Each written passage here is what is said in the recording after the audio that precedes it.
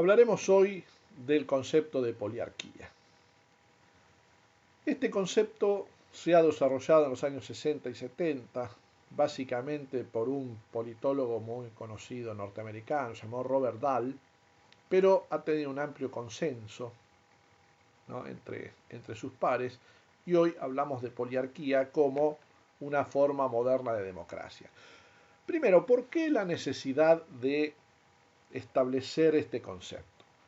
Precisamente porque desde la época de los griegos hasta ahora, la palabra democracia se ha difundido y como ha tomado un valor altamente positivo, ¿no?, el contenido positivo de la palabra democracia, se ha usado para muchas cosas que quizás algunas no sean democracia.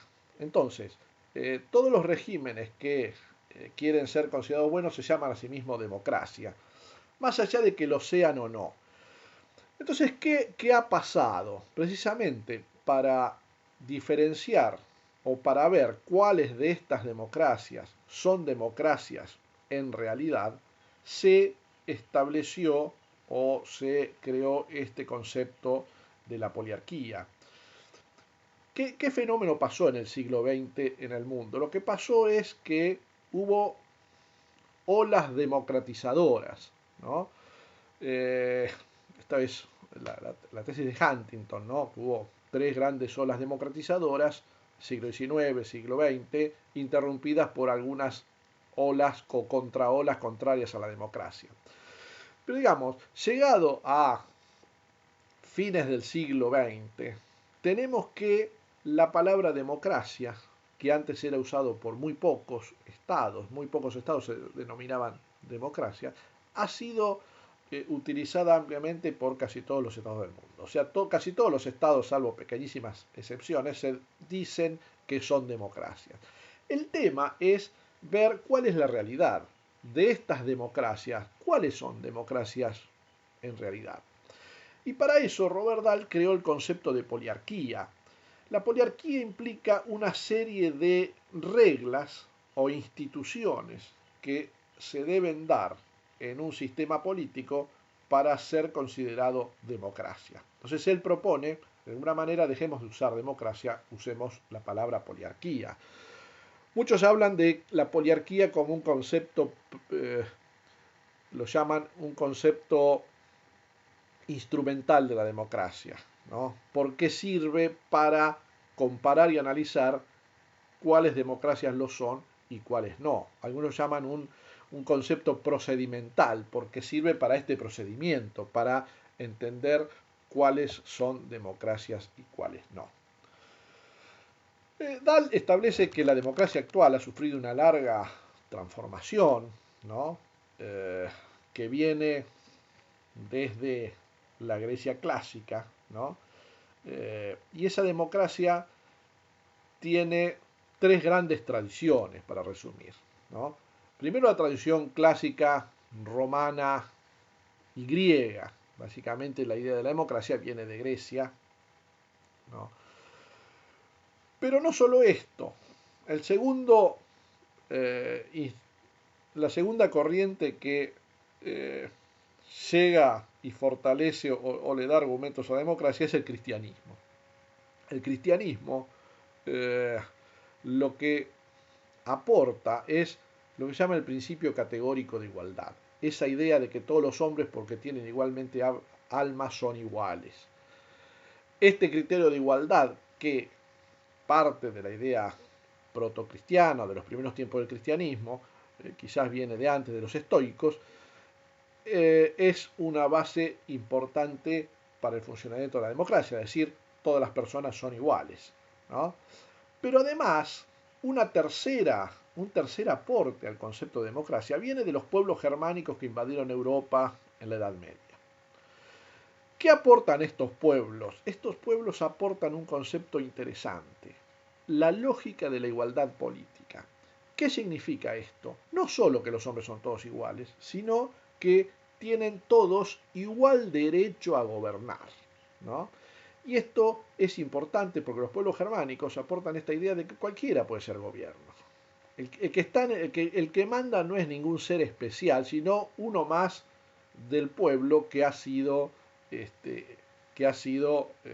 elegido de alguna manera para estar ahí. Estas tres tradiciones llegan a la modernidad y nos dan la democracia que tenemos hoy día. Ahora, esta democracia, comparada con la democracia de los griegos, es muy diferente. ¿Por qué? Por varias razones. Primera razón, ¿no? El tamaño, la extensión territorial. Imagínense que eh, Atenas era una ciudad muy chica. Atenas tenía 300.000 habitantes, ¿no? Sería una ciudad como Rosario, La Plata, ¿no? Mar del Plata, pero no más que eso. Y el territorio de la ciudad era solo el territorio donde vivían los atenienses. Imagínense el tamaño de los estados modernos, son enormemente grandes en materia de territorio. Entonces, esa democracia, que antes era una democracia pequeña en términos físicos, se va a una escala territorial mucho mayor y esto lo hace más difícil en su ejercicio, implica una transformación, implica, entre otras cosas, establecer la idea de la representación política, porque si no, no se puede llevar a cabo. La segunda diferencia importante entre la democracia de los griegos y la democracia moderna sería la homogeneidad y la no homogeneidad y la diversidad, ¿no? ¿Qué quiere decir esto? Los griegos eran un pueblo homogéneo. Todos los griegos estaban emparentados entre sí, tenían más o menos las mismas aspiraciones, todos habían nacido en Atenas, todas las familias estaban emparentadas de alguna manera, se conocían y sus intereses eran todos los mismos. Era muy difícil que alguien tuviera un interés muy diferente al de los demás ciudadanos. ¿Qué pasa en la democracia moderna? Lo que rige es la diversidad. No hay unidad de nada. Hay diversidades sociales, políticas, culturales, religiosas, de todo tipo, ¿no? Entonces, eso implica otra transformación distinta. Eso implica una democracia muy distinta, porque, en definitiva, la democracia de los griegos era un sistema de acuerdos casi unánimes y la democracia moderna es una forma pacífica de encauzar los desacuerdos. Y el tercer punto tiene que ver con esto. La democracia de los griegos era una democracia donde reinaba la concordia, donde reinaba la unidad de criterios. La democracia moderna lo que reina es el conflicto, precisamente por esa idea de la diversidad, por esa realidad de la diversidad de todo tipo que tienen las democracias modernas. Entonces, la democracia moderna puede entenderse como un sistema pacífico de resolución de conflictos fruto de la total diversidad que hay en las naciones modernas, ¿no? Ahora, ¿dónde entra en esto el concepto de la poliarquía? La poliarquía este concepto creado por Robert Dahl, nos da que para que haya una democracia tiene que haber algunas instituciones, ¿no? Primero tiene que haber funcionarios electos, o sea, quienes toman las decisiones importantes tienen que haber sido elegidos por los ciudadanos. Básicamente, si no, eh, no tenemos democracia. Segundo, los ciudadanos no solo tienen el derecho de elegir, sino de ser elegidos. O sea, cualquiera puede llegar, si es electo, a los cargos de gobierno, ¿no? Tercero, el sufragio debe ser imparcial, ¿no? O sea, no debe haber ningún tipo de distorsión en el sistema electoral que beneficie a alguien y perjudique a otro, ¿no? Ese sufragio, y vamos al cuarto punto, ese sufragio tiene que ser inclusivo, o sea, que la mayor parte de la población tiene que tener la posibilidad eh, de participar en la elección, ¿no? Quinto, ¿no?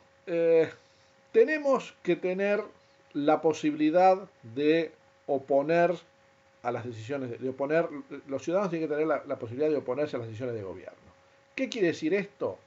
Y que si alguien no está de acuerdo con algo puede manifestarlo y no tiene que tener consecuencias eh, en su persona por haberse opuesto a una decisión de gobierno. Esto parecería central en las democracias modernas, pero no siempre ocurre, ¿no? Muchas veces eh, la posición de alguien criticando al gobierno le lleva a consecuencias, ¿no? Por supuesto tiene que haber una libertad de expresión absoluta, ¿no? Si no, no hay democracia. Y por último, ¿no? Y esto me parece que es importante, Dahl establece que para que haya una poliarquía, ¿no? Tiene que haber claramente una variedad en los medios de información.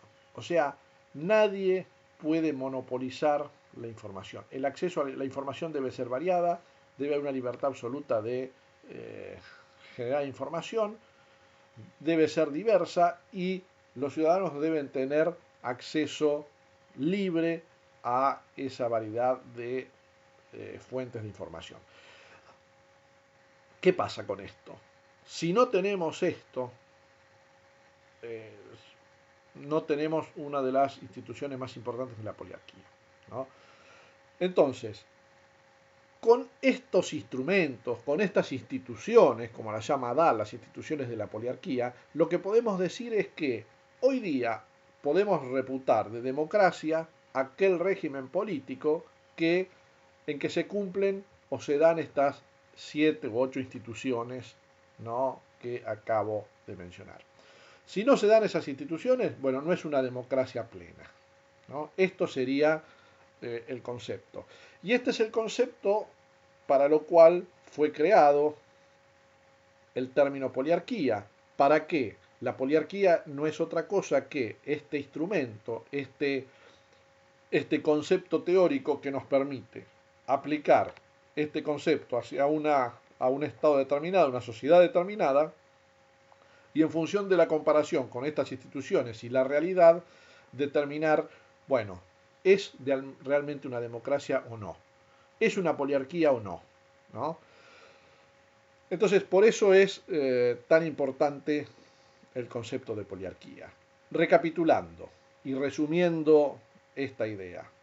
Hoy día llamamos democracia a muchas cosas distintas, ¿no?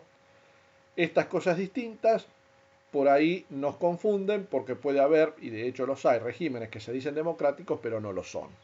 ¿Cómo sabemos cuando un régimen es democrático? Aplicando el concepto de poliarquía creado por Robert Dahl. O sea, la poliarquía es un sistema político en el cual se dan algunas instituciones, estas instituciones que ya mencionamos, ¿no? Libertad de expresión, posibilidad de acceder a los cargos públicos, elecciones imparciales, sufragio inclusivo, podemos generar independencia del Poder Judicial, variedad de los medios de comunicación, libertad de expresión.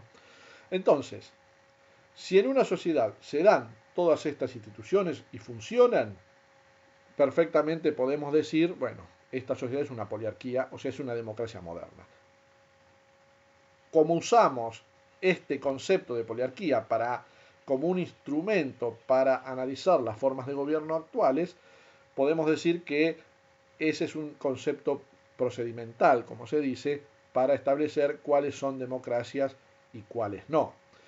Les dejo un desafío a ustedes. Sabiendo el concepto de poliarquía y cuáles son las instituciones de la poliarquía, sería bueno que ustedes apliquen ese concepto a la Argentina. Para ustedes hoy, ¿la Argentina es una poliarquía o no? ¿Es una democracia o no? ¿Se dan estas instituciones de la poliarquía o no? Hasta la próxima.